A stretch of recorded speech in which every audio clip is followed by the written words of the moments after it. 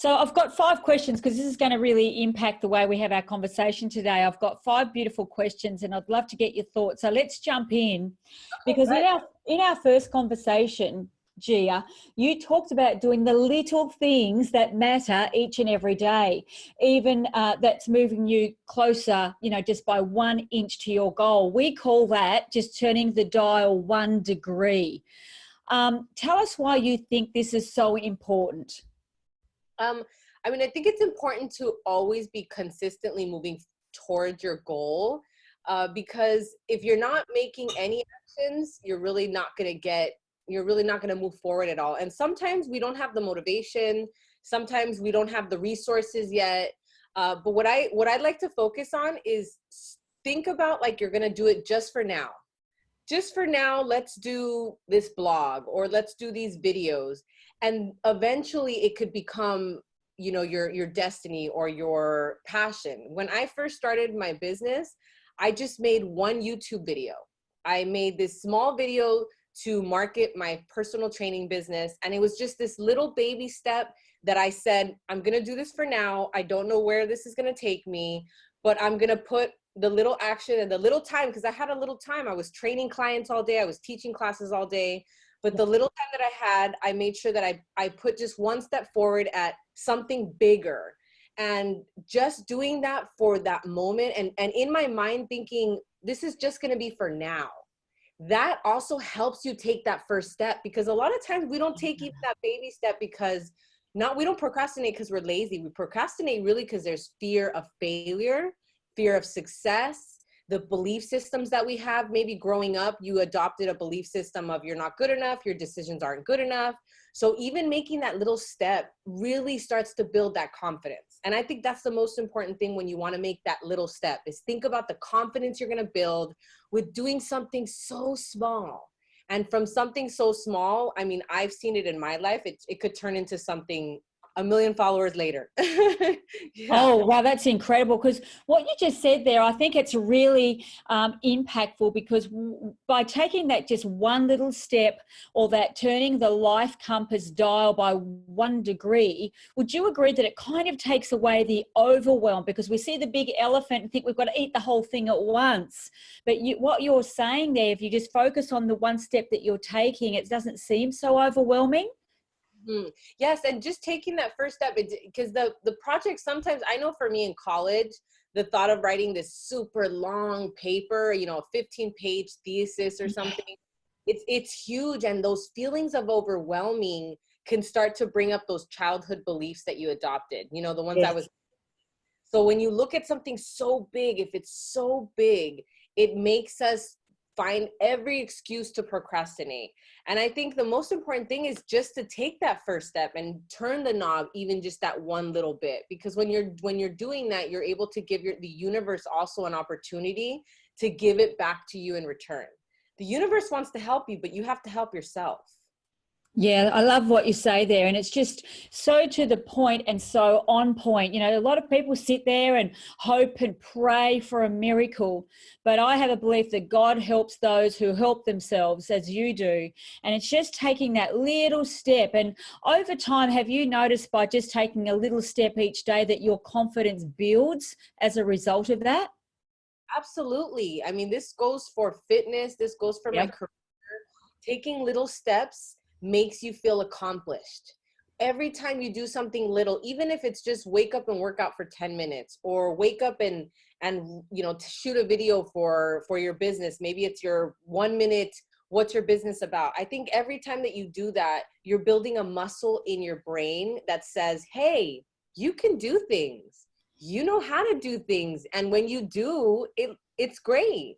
So just doing little by little is going to build the confidence. I know when I started the channel, I didn't have any confidence even to be on camera, but I got out of my comfort zone. I did that little bit every day. And then eventually I built confidence. And obviously it helps that eventually I started to really be receptive to my audience. And then the audience started to help me build my confidence. But confidence is one thing that I get asked about that a lot on my social media. And they're always asked, how did you build it? And there's not something that you can say, do this and it's going to happen overnight. Confidence is a muscle, just like biceps, just like gluteus maximus. Those muscles take time to build, and it takes training. And those little baby steps is what's building the confidence muscle in your spirit and mind. Ladies, listen to what this chick is saying. And, you know, the thing I want to just go on from there, Gia, is that little by little, you've built your confidence. Now, how many views on YouTube channel do you have now? I think I hit over 55 million views now. 55 million. Wow, that is truly, truly inspirational. Congratulations. That is huge. Thank you. Thank you. No, and that's not even counting all the Facebook, Instagram, and all the other different platforms. And it all started with just taking that first step. So I just love what you're sharing here, because so many women will be looking to you, want to build success like you've built it. And so taking that little one step at a time, or each day at a time, or turning the life compass by just 1 degree, building that confidence. You just said something. You said, you know, I didn't even have the confidence to stand in front of the camera, but in time, the people that were watching me gave me the confidence. So would you say, and we teach this inside MIllionairess, that you took your focus from your own self-doubt onto the people of serving people, which helped you gain more confidence and sort of gave you that, I guess, impetus to, you know, I guess, serve instead of worry about your own problems? Yes, and that's a big thing. You have to take it away from yourself. Yes.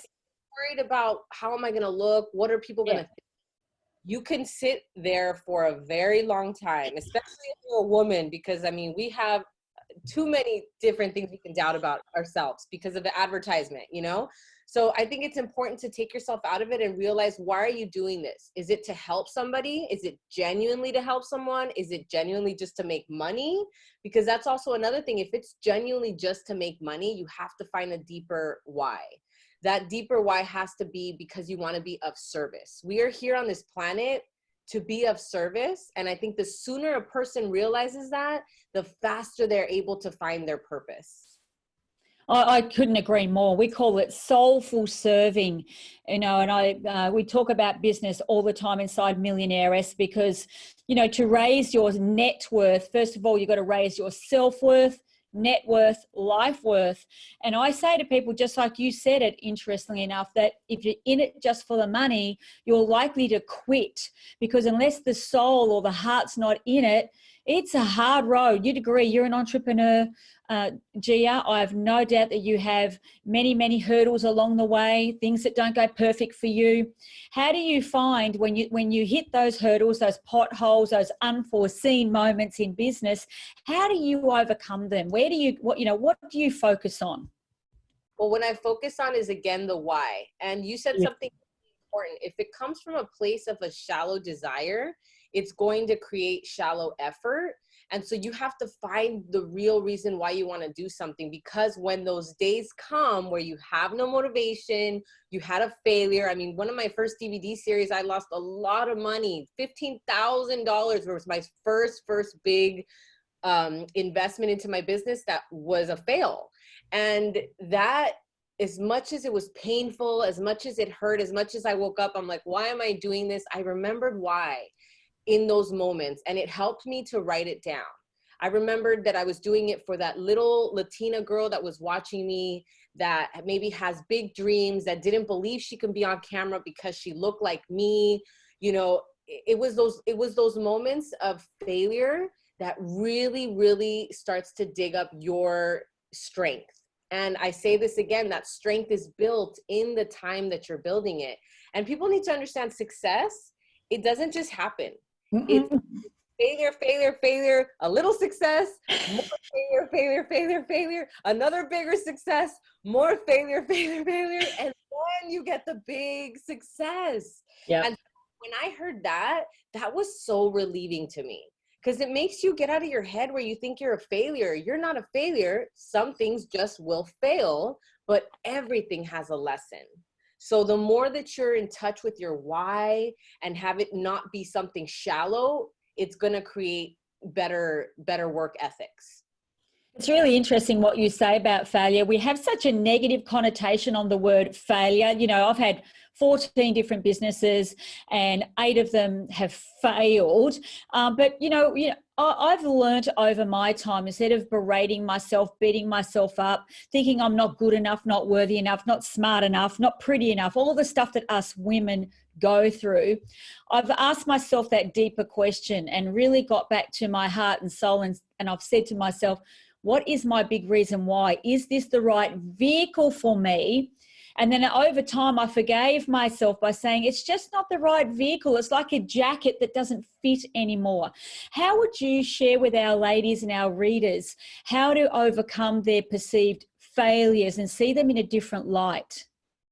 I mean, how to overcome failure is just being able to confront it and looking it in the face, and also doing some very deep introspection. Because if you take some time and you realize, well, what is the psychology that's going on in my mind when I fail?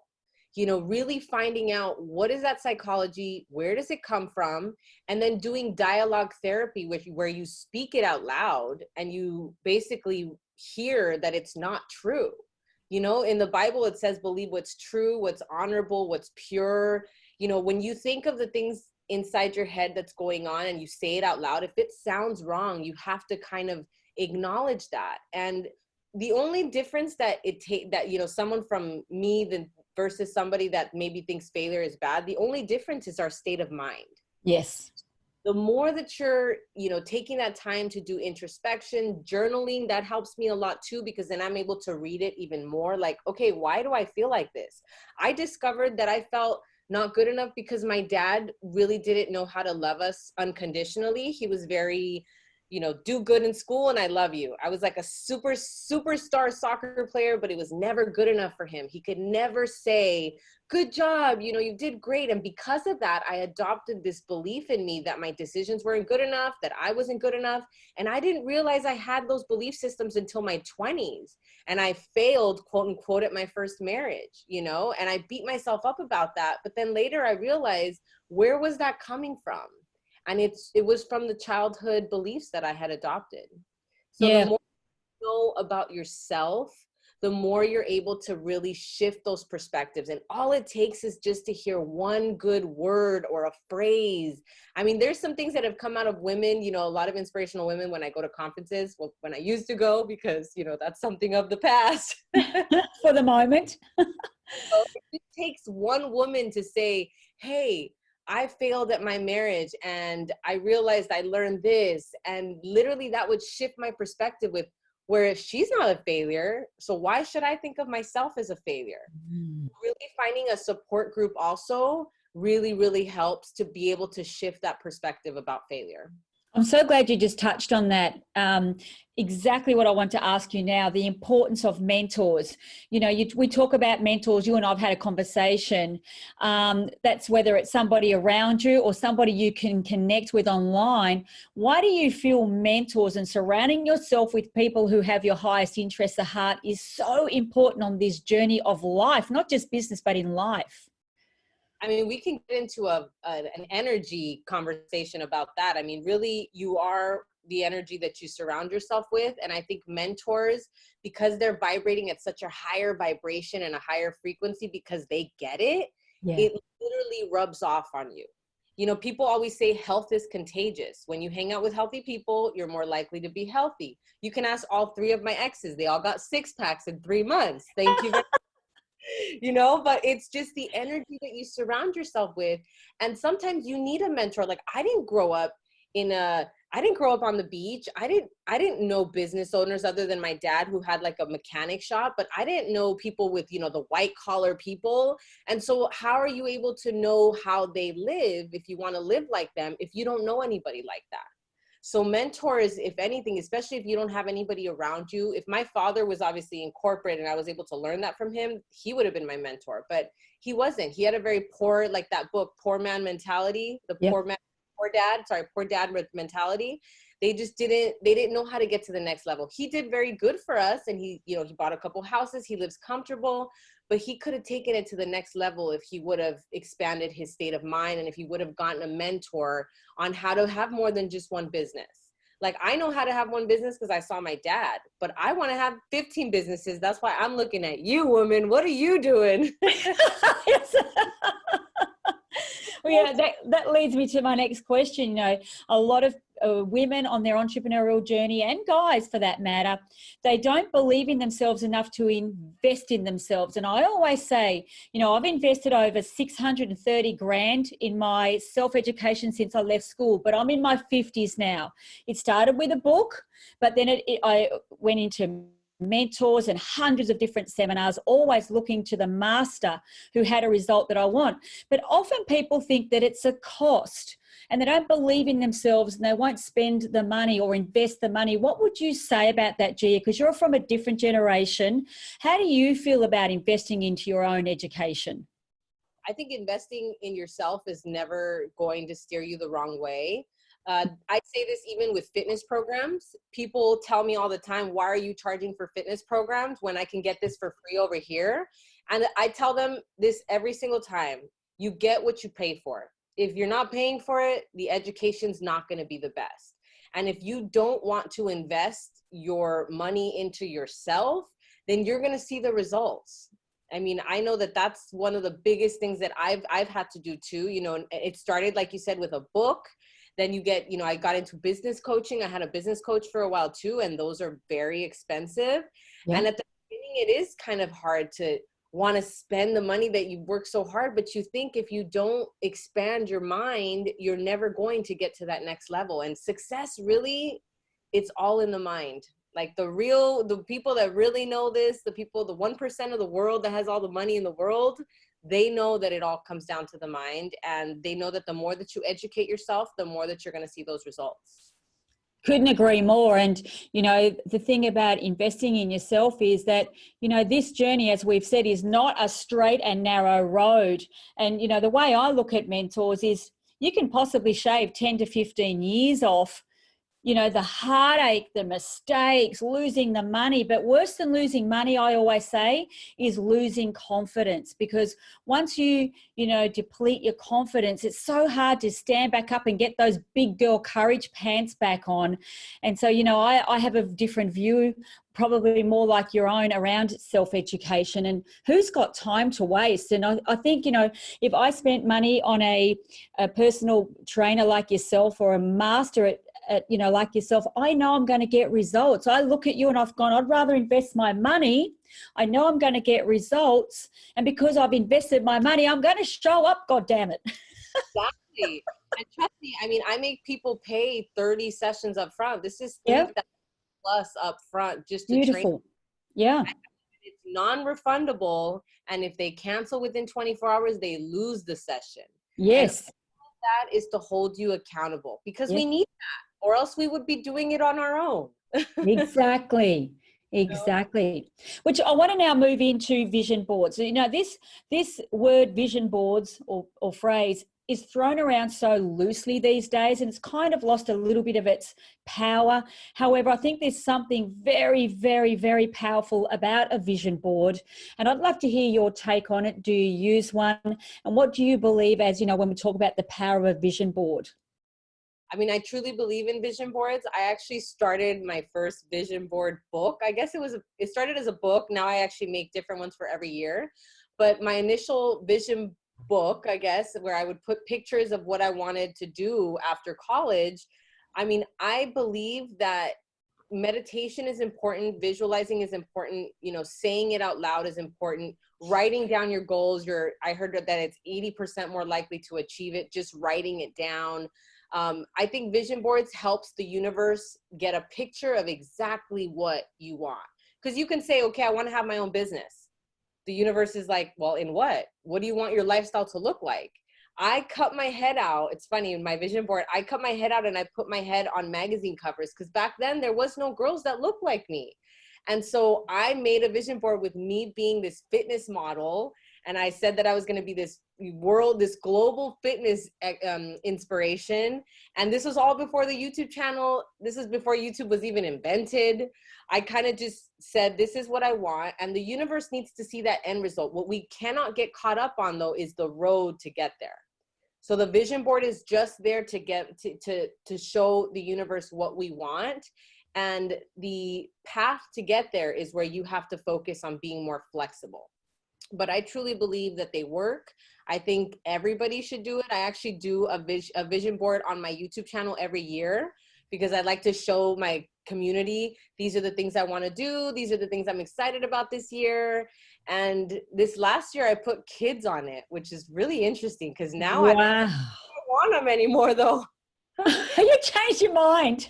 So your vision board can change, but it's spending so much more time by myself during this quarantine that I have realized, yeah, that's not on my vision board for this year anymore.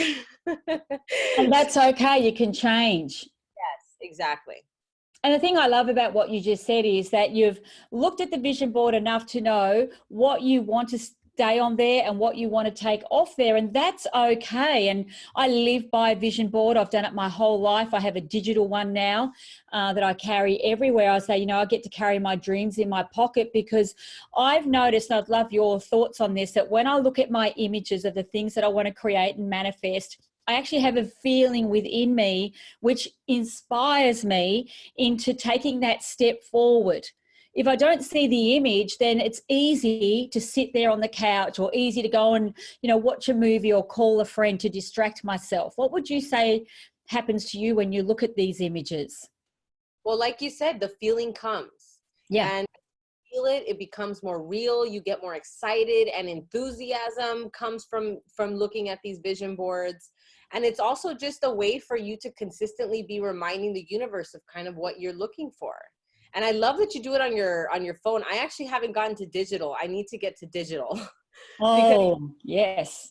It more often. You need to look at it more often, because that'll also just help create also inspiration of what's your next step. What is that next little baby step? And by looking at it daily, I think that that's going to help you create that path. Another thing that too with the vision board, I've noticed with my vision board, as you achieve the goal, it keeps in a little filing cabinet. And I like to look at the pictures that I've put in the filing cabinet, because it reminds me, because we forget so easily, Gia. All we concentrate on is what we haven't got. But when I look at the achievements on my vision board that I've achieved over the years, it gives me a moment of gratitude. It helps me realize that I have been moving forward, and it also helps elevate my self-worth. What would you say to women that, of the importance of looking back at some of the things that they have achieved instead of what they haven't all the time? Well, number one, it does keep you in gratitude. Yeah. And I think gratitude is the highest vibrational frequency that you could be operating on. Yeah. And during gratitude, you can't be in fear. And so the more that you remind yourself, the more that you're thankful for. I know I do this a lot too. I'm just thankful for my life every time, especially when I start to get down. When I start to get feelings of maybe feeling me, when I get down, it's more, I have this great career, but why don't I have this great man? That's when I get into those emotional places. And it's really only right before my period, to be honest. But I have to face these feelings, and I have to remind myself, but Gia, you have such an amazing life. You live on the beach, you do what you love, you're happy, you're fit, you're healthy. So when I shift my perspective back to the vision board and back to the goals that I've achieved, there is no more room to feel bad about not having this one thing that the universe is taking its time on, and then it puts you back into that place of faith, because gratitude, again, another vibration that you can go under gratitude is faith, and having faith that it's all going to work out is a good vibrational frequency versus thinking, I haven't done it, I don't have this. It's sending the universe a message that you're lacking still. And so what you're sharing with our women is to stop focusing on what you haven't got, be appreciative of what you have got, get into gratitude, raise your vibration, and everything will work out in time. I think sometimes in this day and age, Gia, we are so impatient. I know I am one of these women sometimes that get super, super impatient. What would you say to entrepreneurial women, whether it comes to health, love, different relationships, making money, about being impatient? What's your best advice? Patience is also another muscle that we build. Yes. So being impatient is normal. I would say it's normal. We're in also a society where we can order things at the tap of our fingers now. We can get things a lot faster with Amazon. Amazon orders things sometimes on the same day it gets there. So we're in this society where everything comes so fast. So it's normal to be impatient. But the more that you practice patience in the sense of realizing that you're frustrated, that's okay. But knowing that you go back to gratitude, and the more that you go to gratitude every time you're impatient, you're going to build the muscle of patience. All of these things are spiritual muscles, all the things that we're talking about. I go about my day pretty much talking about how to strengthen your biceps, strengthen your glutes, strengthen your chest. But just like all the body needs to be strengthened, right? We need strong glutes, we need strong shoulders, we need strong abs. Just like the body needs to have that strength, the spirit needs discipline. Discipline's another really good muscle that's needed for these journeys. Patience is another muscle. Confidence is another muscle. So it's the same thing. It's strengthening the spiritual body. And the more that you strengthen it by practicing gratitude when you feel impatient and just acknowledging it and being kind to yourself when you're feeling it, because impatience can start to show up in your shoulders, your back, you're tense, your lower back starts to get tense. So I would say also start to be aware of where you feel that impatience, because it will manifest in your body, in your tissues in some place. So being in touch with yourself and realizing that that is also another spiritual muscle that will be developed through time. This is such valuable information that you're sharing, and it's so interesting because you focus on the physical body, which I used to, and exactly like you say, strong body, strong mind, strong body, because in business, I focus heavily on the mental, emotional, and spiritual strength. Because a lot of people, would you agree, just want to focus on the tactics, which is just a tiny portion of what we call success. And so what would you say about, being strong mentally and emotionally as well as spiritually and physically when it comes to being an entrepreneur? I mean, like you said, it's all the elements, and you have to be patient and use discipline and have emotional intelligence. That's definitely something started to develop more. I came from a family that was very hot-tempered. They just like to speak their mind, and it's always kind and tactful. And so I had to learn to communicate. I had to go, and I studied communications in college too, it's crazy, but I still had to go see a therapist and learn tools, communication tools. And it's something that you just always have to personally develop yourself. And if you do it, you will see the results in your business. And there's not going to be just one element. Like you said, there's so many different elements: emotional, spiritual, physical. And it's interesting because you started with physical and I started with physical, but now a lot of my business is more mental. Yeah. I think more about the mind now, because doesn't matter if I give you a couple exercises, if I give you what to eat. Everybody really knows what to eat. Everybody knows they need to exercise, but why aren't they doing it? Because they don't have the emotional intelligence, because they don't have the spiritual intelligence. So if you start to talk about that more, people are going to understand that that can get you not just the fit body, but the career that you want, the business that you want. Well, what you're in essence saying there, it actually, exactly what we teach here at MIllionairess, elevates your self-worth, which affects your net worth, and that affects your life worth. Because people want a balanced whole life. Everything is connected. And that's why I love having conversations with you. You're incredibly intelligent. You're in your 30s. And if I was saying to my younger self, Gia, I'd be training with Gia. You are truly an inspiration for the younger generation. We didn't have women so much like you back when I was in my 30s, and it's just a breath of fresh air to have this conversation, which leads me to this next question, which is perfect for where we're going. You've faced some really tough times in your life, Gia, but you've always risen back up much better, much stronger. I'm guessing you surround yourself with incredible people to help you when the times are tough. Do you have a mastermind of people? And what would you say about a mastermind? A little bit different than a mentor, but a mastermind of collective energy.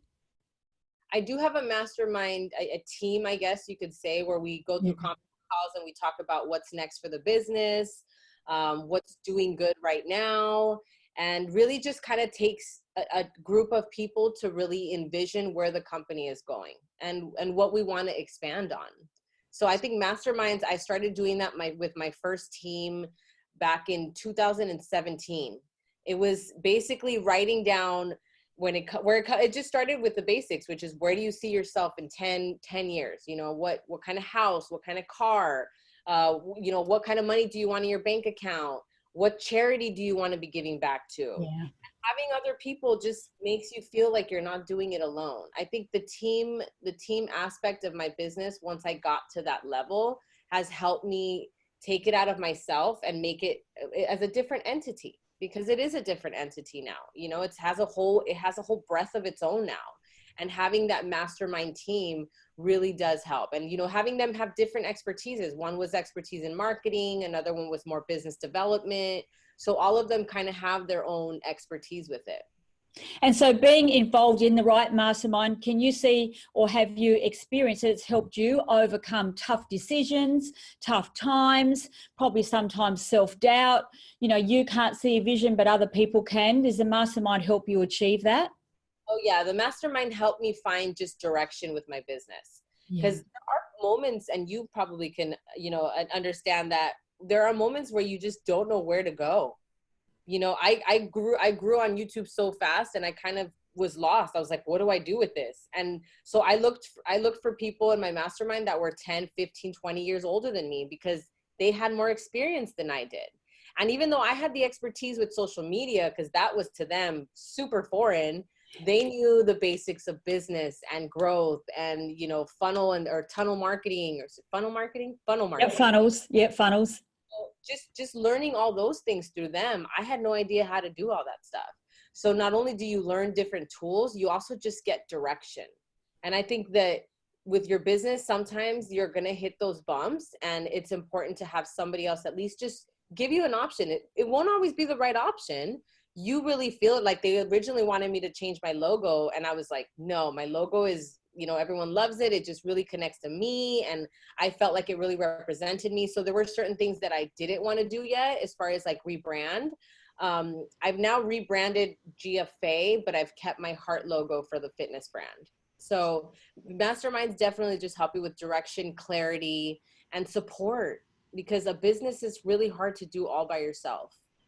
I think it's impossible to do by yourself. I've actually never, ever met a single person who's got to the top of their own success mountain, whatever that looks like, going it alone. And I know from my own experience, never, ever have I had success without the mastermind around me and the right mentors. And obviously, you know, the right formulas to follow, because it is a dangerous and scary road. And I just love your attitude towards it all, Gia, that you're open. And this is the thing about business and life and fitness and love.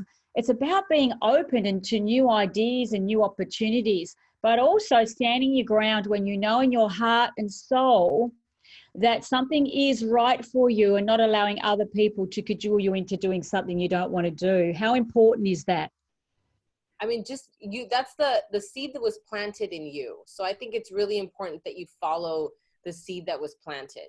And people can have great ideas, but the more that you're in touch with yourself, you're going to feel it in your body. You'll feel if it's meant to go that direction, then it's meant to go that direction. But if not, your body will tell you. And that goes back to fitness. The more that you're in touch with your body, the more that you're able to really feel those decisions come from inside. Beautiful. Gia, I've got one last question. What would you love to be known and remembered for? Gosh, well, I'd like to be known and remembered for being the most inspirational Latina fitness global public speaker. I love it. Published with a bestseller, not just an amazing book, a bestseller. Have you started writing it yet? I actually have, during quarantine. I'm on Really? writing every day, and I'm loving it. I actually look forward to waking up and writing. And this is something that I procrastinated on for so long. And what did I do? I started with that first little knob turn. I turned the knob, and I was like, let me just write an hour a day. How hard could that be? And now it's been 20 days, and I literally look forward to it in the morning. I'm like, what's going to come from my spirit today? I'm inspired. What's going to happen? Like, because something new happens every time you start to get on that computer. And I've been really loving what I'm writing. So That's exciting. Oh, I can't wait to hear more about this. And it is the perfect time to write when you first wake up, when you're all inspired and you haven't got any stuff going on. And, you know, what you shared is so impactful. We can't wait to hear more about your book, Gia. And, you know, you will be remembered for the work that you do, because this is your calling. I can feel it. I can see it oozing out of you. And again, I want to say thank you for being part of the MIllionairess magazine and the MIllionairess movement. Our viewers will absolutely fall in love with you. No doubt will follow you. Again, where can we follow you? Where can they find out more about Gia Fey? Well, BodyByGia.com has all my social media, but YouTube, Facebook, Instagram, BodyByGia, and TikTok now. That's the new Whoa, fabulous. TikTok star. You are a star in the making. So let's stay in touch, Gia. Again, thank you. Let me know when your book is out. And again, you know that we'll always have more conversations. Yes, I love it. I love it. Thank you so much for this time. And I love talking to you. You're so inspirational. Thank you so much. I just love what I do as well. You know, it makes such a difference when you're actually living your calling and our purpose. And I could do this all day long, have these fabulous conversations with global leaders like yourself. Oh, thank you so much. And thank you for letting me be a part of this movement. I'm excited. Oh, so are we, beautiful. And I know we'll see more of you. So let's stay in touch. And this will go to air tomorrow. So we'll be moving over to snippets of our conversation today. So wish me luck on the first MIllionairess magazine TV show, just streaming. Oh. Look, it's going to be amazing. It's going to be amazing. I mean, you could feel your passion. You know, you could feel like you could feel it ooze out of me. It's oozing out of you too, woman. Oh, thank you, girlfriend. Well, I said we've got to get Gia Fey on. She's just so aligned with our magazine and our message and everything. So I'm so glad we had this moment together today. And, you know, I'm thinking we've got to get these messages out to the world. And that's the reason behind the TV show. So again, thank you. And yep, I look forward to our next conversation, because I know there will be one. Yes, thank you so much. Have a great day. Good luck with everything. All right, beautiful. Mwah. See you, Gia. Bye.